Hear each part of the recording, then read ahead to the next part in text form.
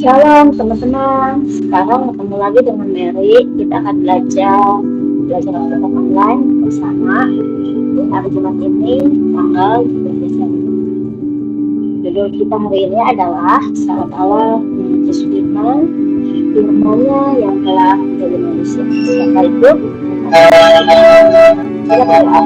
Tuhan Yesus Maha Baik, terima kasih atas segala kebaikan dan kemurahan-Nya. Terima kasih Bapa atas firman-Nya yang boleh menyelamatkan kami, yang boleh menolong kami, menuntun kami, dan juga kesabaran atas kasih-Mu, sehingga kami boleh hidup dalam firman dan kami boleh bertumbuh dan sempurna dalam firman. Terima kasih Bapa, terima kasih dan Yesus Kudus, berkati kegiatan kami, berkati teman-teman, dan itu hari kami semua belajar dulu. Kami semua menikmati kesempatan semakin hari dalam mengerti kebaikan Tuhan.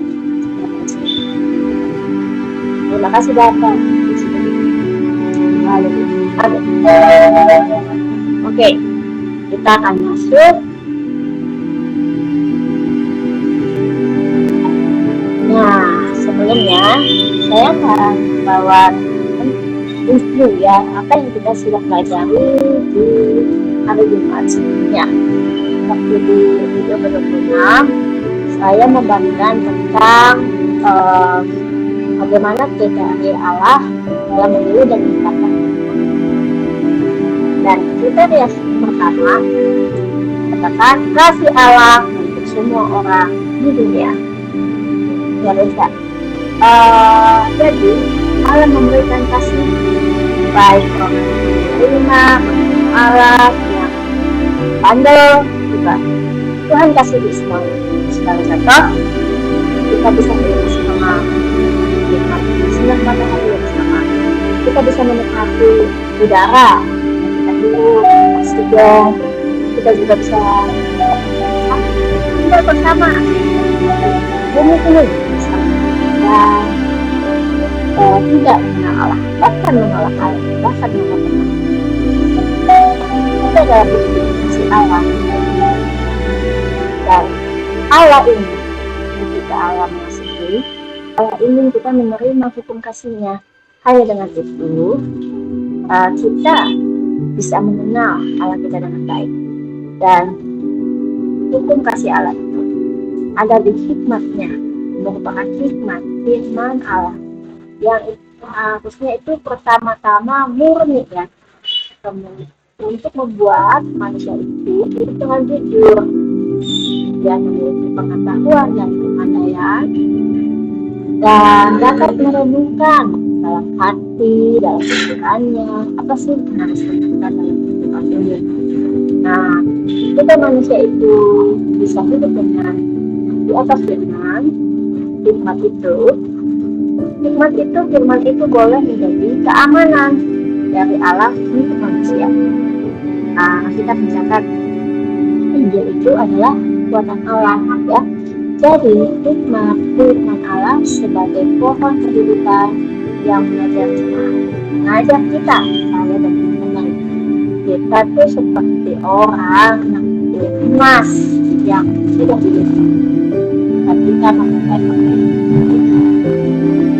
jadi bedakan sungguh luar biasa ya kasih Allah itu. Kemudian kedua, hukum kasih Allah itu adalah satu-satunya alat untuk menetapkan kelompok orang mengasihi Allah dan orang yang bukan mengasihi Allah. Itu baru masuk misalkan ya. Kita bilang manusianya harus jujur. Kalau jujur itu kan harus standar kebenaran, harus jujur, sudah standar. Dan Tuhan Yesus itu sebagai benih kasih dari Allah untuk menebus dosa manusia.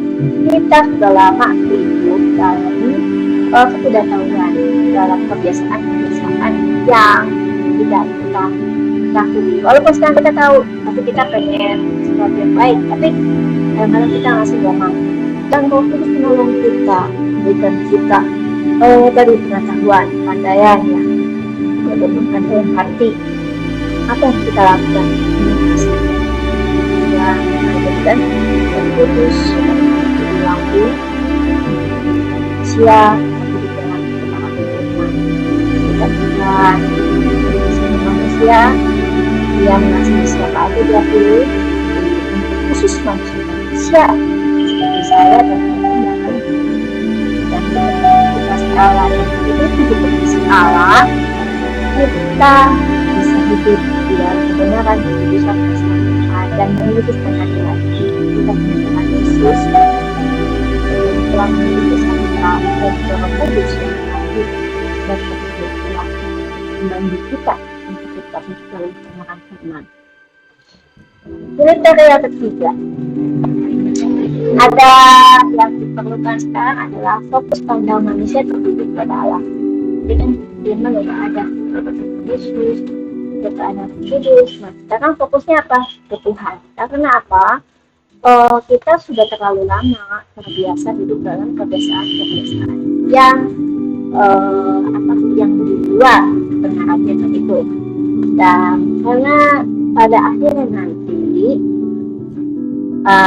1 Korintus 6 ayat 11 ditulis orang adil mendapat bagian dalam kerajaan Allah. Di sini Allah memberikan perbedaan beberapa orang dari yang sungguh-sungguh mengasihi Allah. Jadi pertama semua orang dipilih, kemudian kedua dipilih ini ada orang yang nggak mau mengenal Allah, menolak Allah, dan orang yang mengasihi Allah. Di sini pilih lagi orang-orang yang mengasihi Allah dan orang-orang yang sungguh-sungguh mengasihi Allah. Hidup dalam kebenaran firman Tuhan. Mereka disuntikan, dikuduskan, dibenarkan dalam nama Tuhan Yesus dan dalam bimbingan Roh Kudus. Dia mau belajar, dia berubah, dia mau menyenangkan hati. Kebiasaan-kebiasaan lamanya yang jelek sudah ditinggalin. Kriteria keempat, memahami hukum kasih Allah dengan jelas dan kesempurnaan pemahaman. Balik lagi bahwa hukum kasih Allah harus dengan yang sempurna dan jelas itu bahwa tidak bisa ditawar-tawar lagi, bahwa kita harus hidup dalam kebenaran, kekudusan dan standar Tuhan. Kita harus menerima Tuhan Yesus sebagai bentuk kasih Allah yang telah menebus dosa kita dan kita bangkit dia sudah mengalahkan maut dan Roh Kudus yang mengalahkan kesulitan, kemungkinan, kegelisahan untuk mengaplikasi yang bisa kita. Nah, kumpulan tapi kan kalau kita sudah pilih ya, ini baru dipilih orang-orang kasih Allah yang sungguh-sungguh tempat. Pertama, tadi Allah menulis secara adil untuk menyatakan pekerjaannya atas seseorang. Ini mulai dari ketika kita mau menerima kebenaran firman, baru menerima, ada segala seperti ini, seperti itu ya. Dia mengulis segala macam. Kemudian dua, orang-orang itu dan saya dan teman-teman, Allah memperkenalkan, mengajarkan, memberikan bimbingan, melatih ya kita untuk hidup dalam kasih Allah. Dan di situ terjadi proses, ada yang berganti, mulai hidup baru, kebiasaan baru, meninggalkan yang lama ya, yang jelek itu dibuang ya. Terus dan ketika kita taat, kita akan masuk ke tahap ketiga.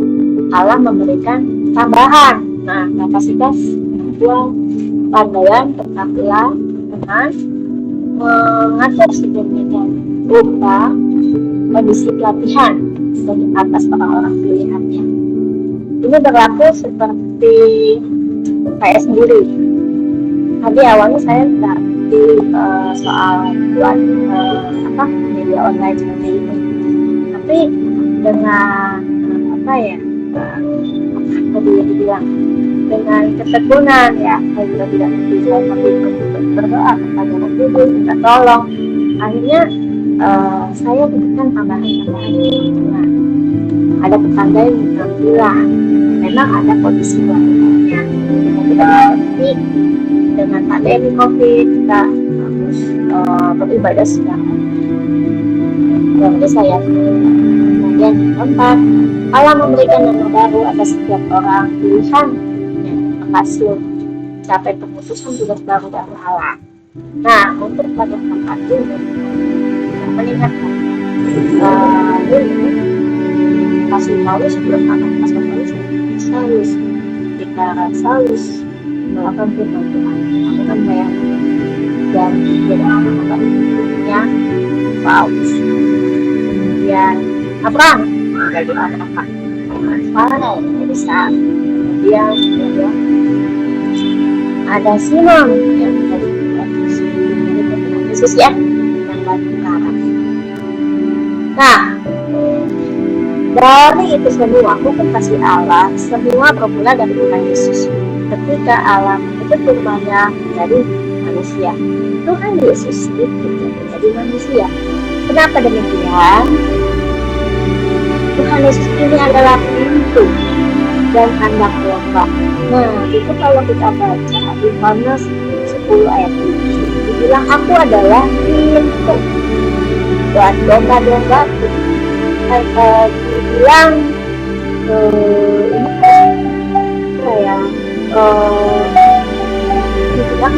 Yohanes 10 kalau pencuri datang ke kandang domba dia masih pagar, tetapi kalau pembawa milik dia akan itulah yang dilakukan Tuhan Yesus bahwa Tuhan Yesus itu menyelamatkan orang-orang dan kita orang-orang percaya itu yang benar-benar sungguh dengan Tuhan Yesus seperti domba-domba yang perlu Tuhan selamatkan. Dan ada juga domba-domba yang berada di kandang Yesus adalah Israel. Mereka tahu firman Tuhan, tapi mereka juga berpenjara ya. Nah, di situ ada dualisme Musa. Padahal Musa juga dapat dari Allah, tapi dalam perjalanannya hukum Musa memiliki banyak deviasi ketika ditemukan. Dan itulah sebabnya Tuhan Yesus datang untuk menjelaskan domba-domba yang berhubungan dengan Israel yang hebat itu. Dan selain lepaskan domba-domba yang berhubungan, Tuhan Yesus juga sudah bawa domba-domba lain yang tak ada di kandang. Siapa domba-domba itu? Kita orang-orang yang sama. Nah, kandang domba dibilang seperti beban ya yang menghimpit kita. Domba itu adalah simbol penderitaan Yesus. Dia menang serang mengalahkan orang dan kehidupan domba seperti kita harus Yesus supaya kita bisa menjadi kemenangan hikmat dari firman Tuhan, kebenaran Allah dan supaya kita bebas. Kemudian Tuhan Yesus bilang juga itu ombak baik Allah ini. Dia dalam 3 hari dia ombak, katakan ombak itu menghancurkan bangunan tanah dan baru.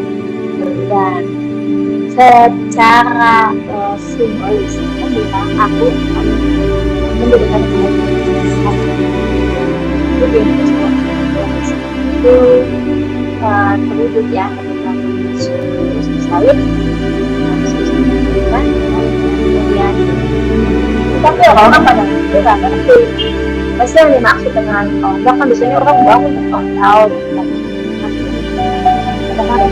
tapi yang dimaksud adalah baik Allah bukan dalam bentuk bangunan, tapi baik Allah adalah ya dan teman-teman tubuh kita itu adalah hikmat. Nah, Jadi kalau dibilang manusia itu kan dia bilang pemilik, dia juga gembala ya. Di Efesus 5 itu kita dibilang kepala gereja itu kerajaan Allah.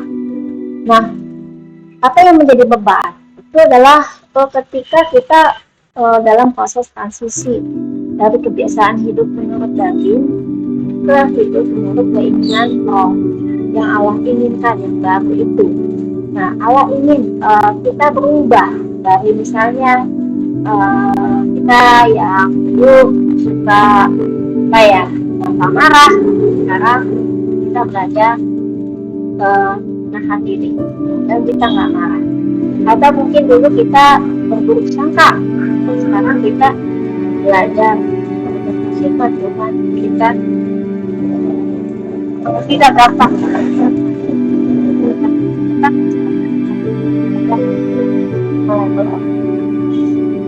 itu adalah beban. Kemudian pintu dalam psikologinya spiritual itu simbol kesempatan untuk membebaskan diri dari penjara. Jadi tadi kan dikatakan kalau pencuri datang akan coba dia lompat, dia ada naik pagar gitu. Tapi kalau bersalah, kalau pemimpin ya dia akan tutup pintunya. Nah, Tuhan itu selalu membuka pintu, nggak pakai tiba-tiba semua pintunya itu. Tapi kalau iblis si pencuri, dia itu tempat pagar. Nah, pintu menggambarkan juga simbol komunikasi dan perjanjian baru yang mempermudah. Karena pintu kita harus berubah untuk dapat menikmati kasih Allah itu. Jadi nggak sekonyong-konyong dikasih begitu aja. Tapi kalau pencuri, ya dia bisa kasih kita kesejahteraan, tapi itu sih yang maksudnya kesejahteraan. Tapi itu tiba-tiba, nggak pakai fondasi dan juga sementara. Contoh, jika kita pengen kaya orang yang kaya, dia akan pergi ke dukun sebenarnya. Nah, ataunya memberikan persembahan, mungkin benar yang menjadi pada saat itu hanya dia terima harus dia bayar dengan kesedihan dari anggota makanya ya kemudian kayak itu juga tidak memberikan kebahagiaan secara itu karena ada banyak hal itu suka kalau saya itu dalam rumah tangga yang apa mama anak saling dalam kasih ya itu sangat suka. Iblis pun sukanya di rumah penuh ribut. Jadi kalau Tuhan Yesus pedangnya dia adalah kasih, Allah itu adalah kasih. Jadi kalau kita bisa bilang kita adalah kepala gereja, pelindung, pengajar, pembimbing, pengusaha. Tapi karena Tuhan Yesus itu kasih, otomatis kita harus belajar menghidupi dan hidup di dalam kasih itu. Gak mungkin kita kasih asal dilihat orang, kalau ada orang, atau pas kalau kita suka. Tapi kasih itu senantiasa dan waktu. Luar biasa ya Tuhan Yesus. Nah, di Yohanes 10 ayat 14 dibilang, akulah gembala yang baik dan aku mengenal domba-dombaku dan domba-dombaku mengenal aku. Nah, di sini bilang Tuhan Yesus sendiri kata-katanya begitu. Iya, gembala yang baik. Gembala yang baik itu harus domba-dombanya. Ini kan Tuhan Yesus itu gak lewat pintu kan. Nah, ya keluar pemilaan baru ya kan tadi. Dan domba-dombaku mengenal. Nah, ketika pintu dibuka, domba-domba harus mengenal Tuhan Yesus itu kebenaran itu kasih itu. Kalau nggak kenal ya gimana? Tadi salah pintu ya, gitu. Salah ikut si iblis keluar dari tembok. Kalau kan iblis datang dari lompat di tembok ya, pencuri katanya datang dari tembok. Nah, kata mengenal dalam bahasa Ibrani biasanya yada, mengenal iblis itu apa saja. Yeremia 31 ayat 13 begini ya, Yeremia 31 ayat 13. Tetapi beginilah kejadian yang kuadakan dengan kaum Israel sesudah waktu itu. Demikianlah firman Tuhan. Aku akan menaruh Tauratku dalam batin mereka dan menuliskannya dalam hati mereka. Maka aku akan menjadi Allah mereka dan mereka akan menjadi umatku. Luar biasa bukan? Ketika Tuhan Yesus bilang, akulah gembala yang baik dan aku mengenal domba-dombaku. Dan domba-dombaku mengenal aku. Bagaimana gak kenal? Tuhan sendiri, Tuhan sendiri. Dia taruh Taurat di dalam batin domba-domba kita dan menulis dalam hati kita. Semakin akal budi, makanya itu harus dilakukan. Ketika kita melakukannya, otomatis kita menghidupi, kita berkomunikasi dengan Allah, dan Allah menjadi Allah harus menjadi Allah kita, dan kita akan menjadi umatnya.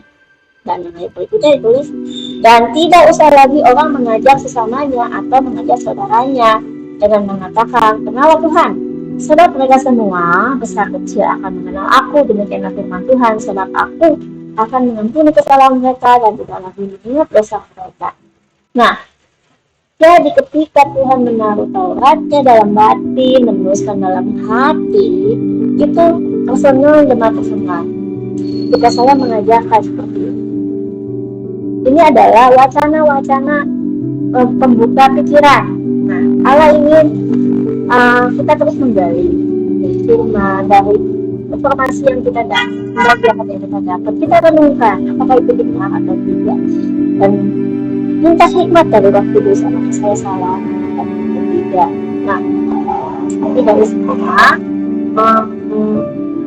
itu akan sedikit demi sedikit itu proses menaruh Taurat firman, Tauratnya Tuhan itu dalam batin kita, artinya teman-teman, dari hati itu berlangsung secara berkesinambungan. Jadi suatu saat nanti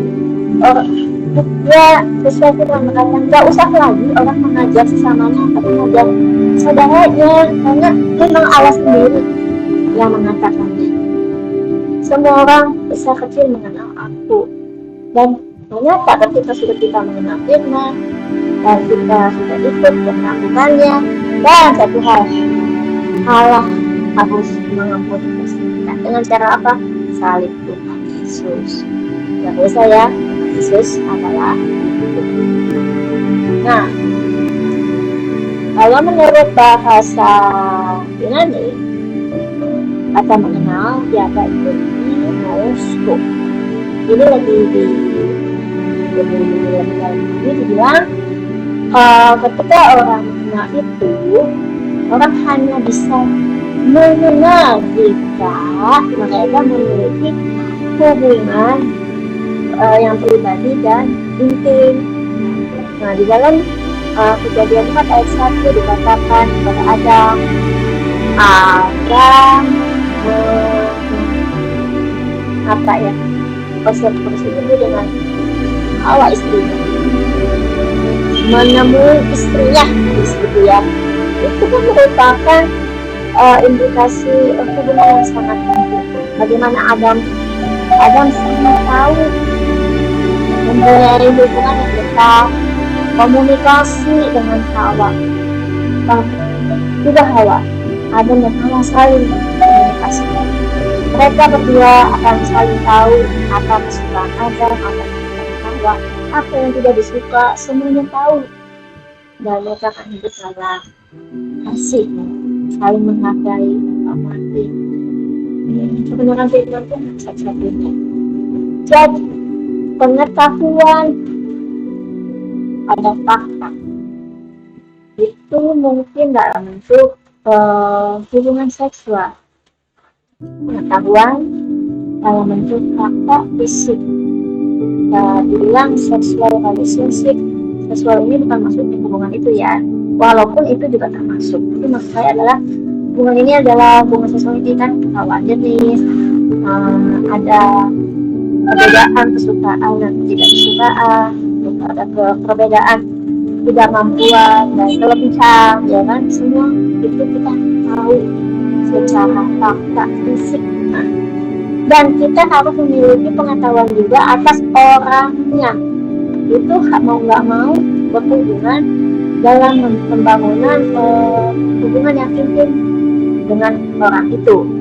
Misalnya kalau dia sedih, ya kita tahu, kita mau menghibur dia, terus kadang-kadang kita mau menghibur, kita nggak langsung ikhlas seperti kayak tiga temannya ayo weekend jadi datang, maksudnya menghibur tapi Ayub menjadi bete. Nah, itu kan artinya tidak mengenal Ayub secara baik.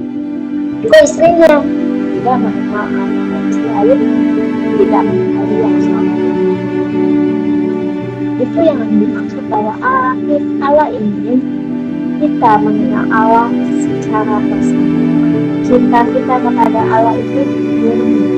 Cinta kita kepada Allah bukan karena Allah itu luar biasa, Allah itu telah memberikan berkatnya, mujizatnya, perlindungannya, semua kemurahannya, hidup kita yang aman-aman aja, fine-fine, tapi tidak seperti itu. Apakah dalam proses kita mesti berhati-hati? Itu yang Allah inginkan. Dan cinta kita akan dalam situasi apapun. Ketika COVID terjadi, apakah berarti Allah itu sedang mencintai? Apakah berarti Allah itu sedang mencintai? Ya memang benar kan ya, orang Kristen siapa itu meninggal, dan banyak orang Muslim meninggal oleh orang yang kasih. Tapi tahukah bahwa ada pasti Allah, rencana Allah, proses Allah untuk kita masuk ke dalam tahap berikutnya, kualitas kasihnya. Ketika kita ada dalam masa ini, terus sekarang kita udah selesai COVID-nya, mungkin ya, lalu mungkin masalah ekonomi, masalah lain-lain lagi, nah itu akan terus kita akan terus dihadapkan dengan kasih. Dan pertanyaannya, apakah kita masih diberikan atau kita malah melakukan kasih?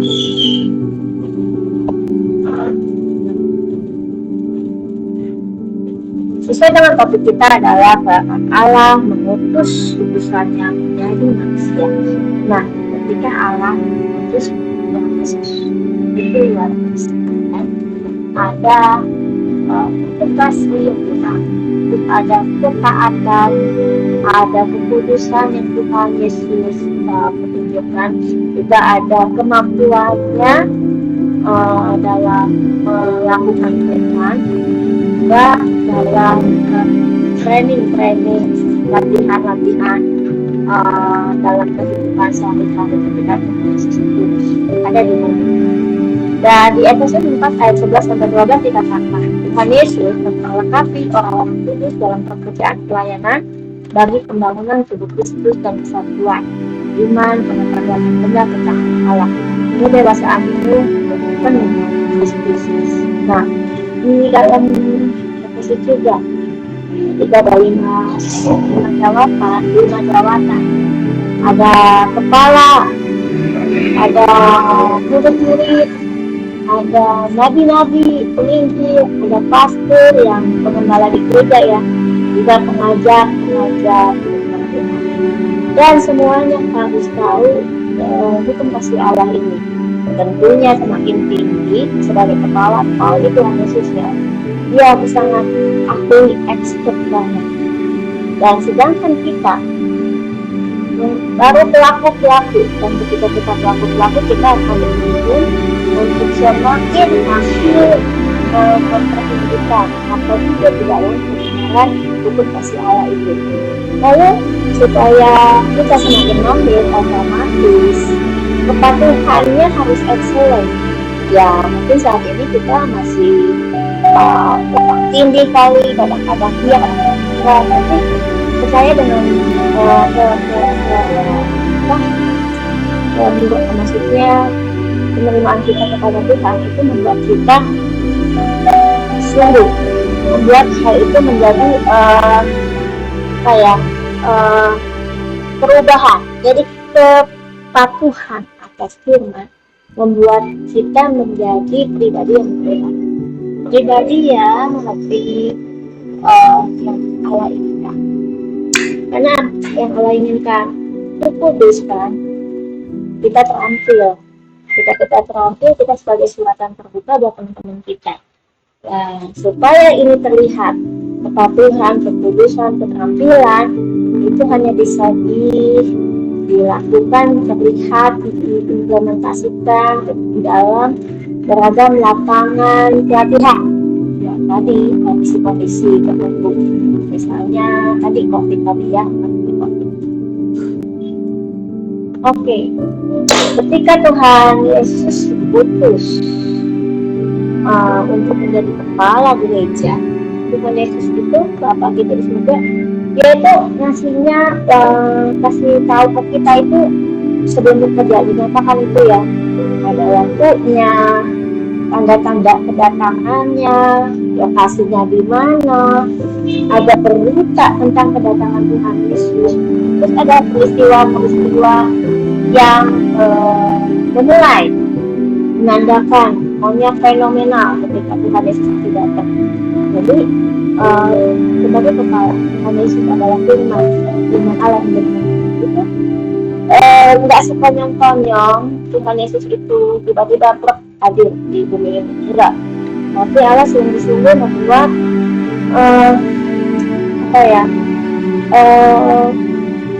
kehadiran, keberadaan Tuhan Yesus sebagai firman Allah yang jadi manusia ini sungguh sudah diketahui banyak orang, tentunya orang-orang yang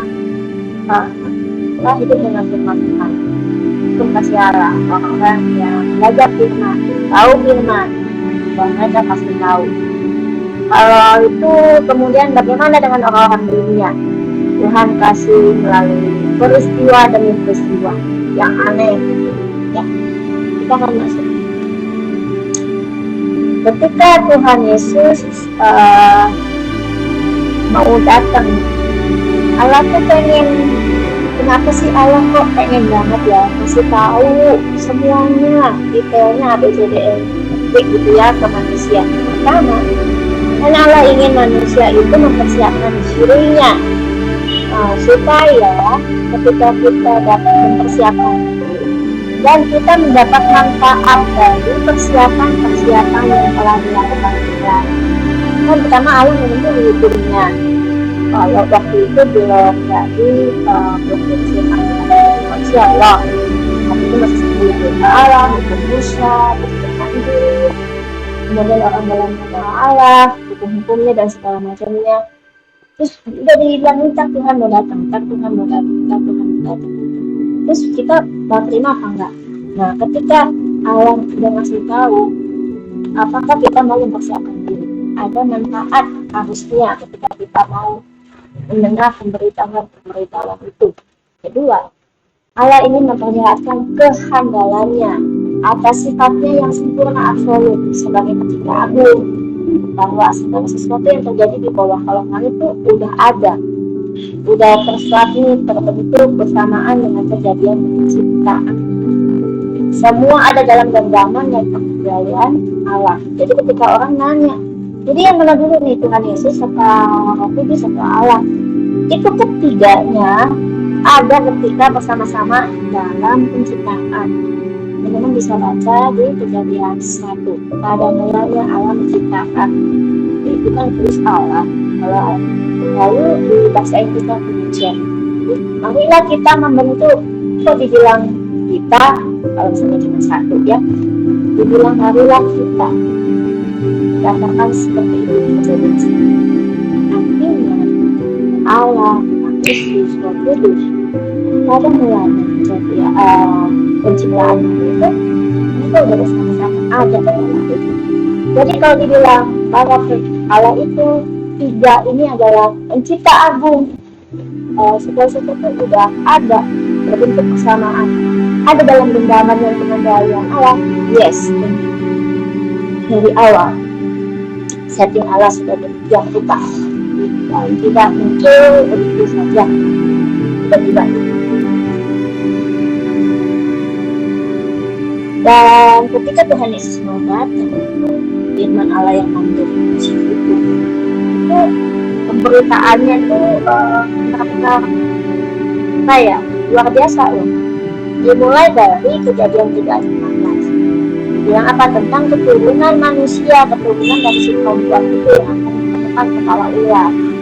Siapa? Itu Tuhan Yesus, firman Allah yang manusia. Kemudian berikutnya di Kejadian 12:1-3. Dibilang Abraham dan keturunan kaumnya akan menjadi berkat bagi bangsa-bangsa.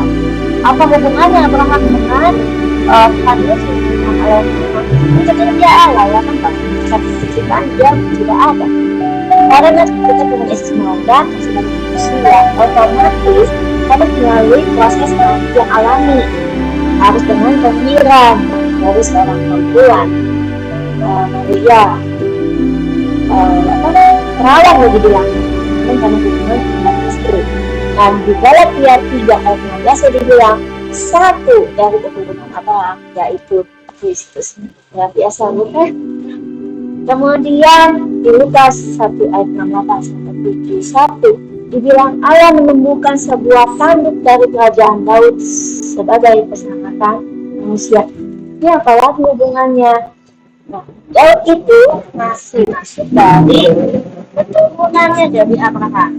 Abraham punya anak Iskak, kemudian Yakub 12 suku, dan ada di suku Yehuda, ada muncul Daud.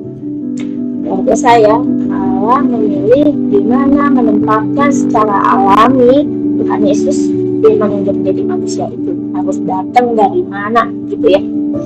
Nah, terus di Matius 1:23 yang anak dalam kandungan Maria adalah dari Roh Kudus. Jadi nggak ada yang bisa bilang itu anak Tuhan Yesus itu anak manusia, anaknya si Maria, Mas Yosef, Ratu. Maka kita yang kemudian. Kemudian yang heboh lagi ya, tadi kan dibilang tentang orangnya, waktunya. Kemudian di Matius 2:5 Allah menubuatkan Bethlehem sebagai kota tempat kelahiran bayi Yesus. Kok bisa ya? Tempatnya itu Bethlehem. Kenapa harus Bethlehem? Kemudian di Perjanjian Lama ditulis ayat 1. Bethlehem walaupun terkecil di antara kaum Yehuda akan bangkit seorang pemimpin yang memimpin Israel. Walaupun Yosef itu keturunan dari Daud, dari umurnya Isai, kaum Yehuda, tetapi dia harus lahir di Bethlehem. Teman-teman ingat nggak waktu itu ada Raja Saul ya, raja pertama Israel itu orang mana? Itu dari kelompok Benyamin. Dan Bethlehem walaupun terkecil di antara kaum Yehuda, Bethlehem ada karena itu lokasi itu di daerah suku Benyamin. Dan teman-teman juga tahu nggak, itu Rasul Paulus dari mana? Rasul Paulus dari Tarsus, dari suku Benyamin. Luar biasa ya, sudah kalah menempatkan secara natural Tuhan Yesus dia menjadi manusia melalui suku Yehuda, tetapi dia harus merangkum semuanya di suku Benyamin, Bethlehem, kalau kecil itu. Terus yang ketika peristiwa yang mengharukan terjadi sudah diramalkan, dibuatkan di Yeremia 31:15 ditulis, karena mendengar suara tangisan Rahel, istri Yakub menangisi anak-anaknya yang sudah tidak ada lagi. Rahel, istri Yakub, padahal Rahel itu kepada dia jauh dari Nabi Yeremia, tetapi yang Yeremia itu mau bilang ini loh, anak-anak turunan dari Rahel, Yakub. Itu kan waktu ketika Tuhan Yesus lahir di Matius 2:16-18. Ada peristiwa pembunuhan anak-anak di bawah umur 2 tahun atas semua anak di Bethlehem menjelang berita kelahiran Yesus. Wah, benar-benar ya, luar biasa. Dan Rahel, kenapa pakai nama Rahel? Tadi kan dibilang anak-anak Rahel, anak-anak di Bethlehem itu kan di kotanya Benyamin, sukunya Benyamin, dan suku Benyamin itu adalah anak dari Rahel. Rahel itu kan istri keduanya si Yakub yang kan dia jadi cinta sama Rahel. Nanti aku dikawinin dulu pertama sama Lea. Dan istri yang dicintainya ini, Tuhan hanya kasih Rahel 2 anak, Yusuf yang menjadi penguasa Mesir dan dengan dibilang terdengar suara tangisan Rahel menangisi anak-anaknya yang sudah tidak ada. Cucu-cucunya, cici-cicinya atau buyut-buyutnya ini mau ngomong di perjanjian baru ketika Tuhan Yesus ada pembunuhan anak umur 12 tahun. Nah, tadi ketika Tuhan Yesus mau hadir, pas lahir ada satu peristiwa.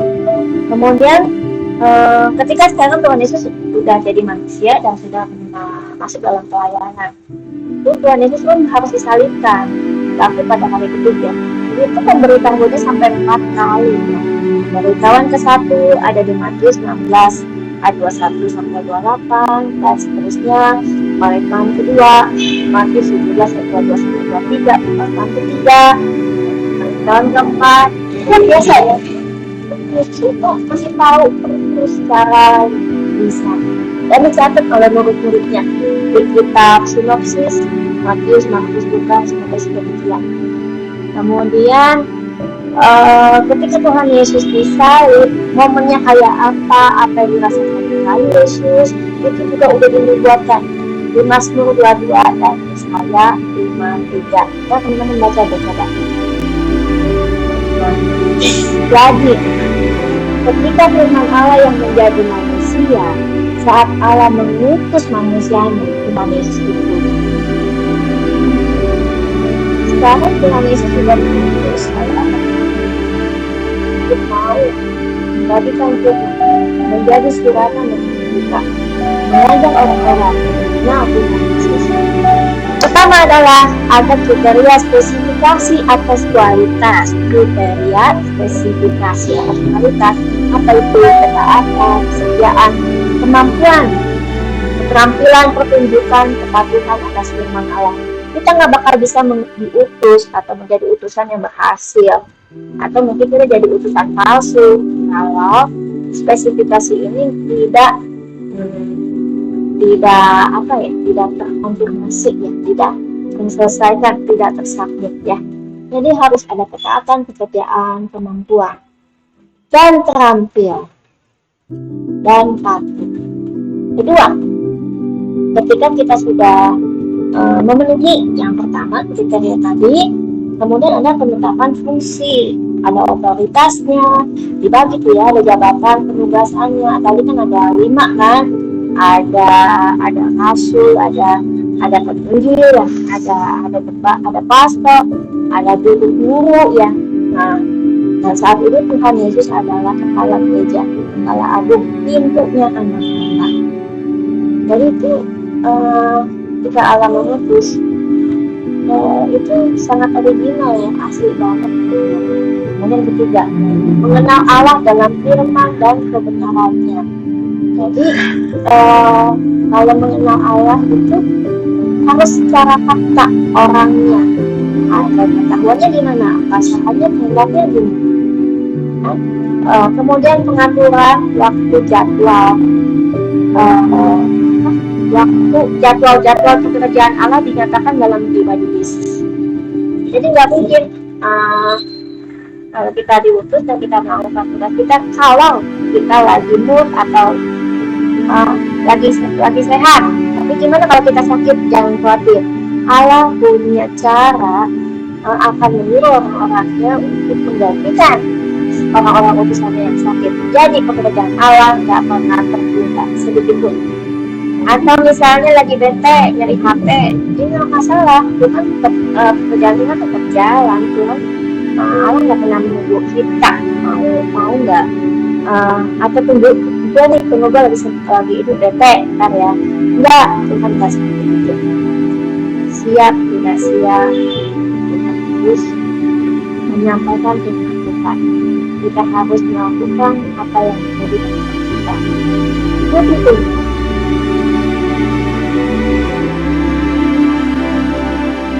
Nah, itu adalah kesimpulan terakhir.